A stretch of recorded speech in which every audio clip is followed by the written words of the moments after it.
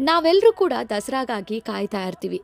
ಯಾಕೆ ಅಂತ ಅಂದ್ರೆ ದಸರಾಗೆ ಅಂತ ನಮ್ಮ ಮೈಸೂರಿಗೆ ಆನೆಗಳು ಬರುತ್ತೆ ಅಂತ.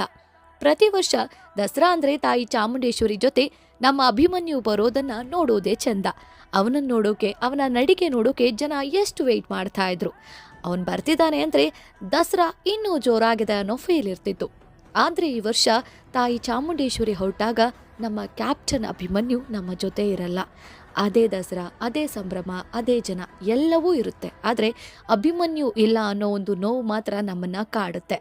ಅವನನ್ನ ಪ್ರತಿ ವರ್ಷ ನೋಡ್ತಿದ್ದ ನಮಗೆ ಈ ವರ್ಷ ಅವನನ್ನ ನೋಡೋಕ್ಕಾಗಲ್ಲ ಅನ್ನೋ ಬೇಜಾರಿದೆ. ಖುಷಿಯಾಗಿ ದಸರಾ ನೋಡ್ತಾ ಇದ್ರು ಎಲ್ಲೋ ಒಂದು ಕಡೆ ನಮ್ಮ ಅಭಿಮನ್ಯು ಇದ್ರೆ ಚೆನ್ನಾಗಿರ್ತಿತ್ತಪ್ಪ ಅಂತ ಅನ್ಸುತ್ತೆ. ಅಧಿಕಾರಿಗಳೇನಾದರೂ ಮನ್ಸು ಮಾಡಿ ಸೆಕೆಂಡ್ ರೌಂಡಲ್ಲಿ ಅಭಿಮನ್ಯುನ ಕರೆಸ್ತಾರಾ? ಈ ಬಾರಿ ದಸರಾದಲ್ಲಿ ಅಭಿಮನ್ಯು ಭಾಗಿಯಾಗ್ತಾರಾ? ನೋಡೋಣ. ಸದ್ಯಕ್ಕೆ ನಾವೆಲ್ಲರೂ ಕೂಡ ಅಭಿಮನ್ಯುನ ತುಂಬ ಮಿಸ್ ಮಾಡ್ಕೋತಾ ಇದ್ದೀವಿ. We miss you captain.